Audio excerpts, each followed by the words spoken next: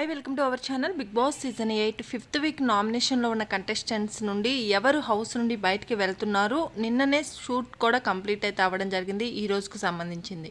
ఈ షూట్లో నాగార్జున గారు మణికంఠపై full fire అయితే అవ్వడం జరిగింది. దానికి రీజన్ ఏంటి అనేది మనం వీడియో చివరిలో అయితే చూసేద్దాం.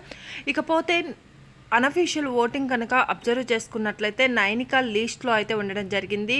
విష్ణు, నైనిక. సో విష్ణుకి ఓటింగ్ బాగానే పోలవుతుంది కాబట్టి ఎక్కువ డిఫరెన్స్ ఉండడం వల్ల నైనిక అయితే హౌస్ నుండి ఎలిమినేట్ అవుతుందన్నమాట. దానికి సంబంధించిన షూట్ ఈరోజు జరుగుతుంది. వన్స్ కన్ఫర్మేషన్ రాగానే ఖచ్చితంగా మన ఛానల్లో అప్డేట్ ఉంటుంది.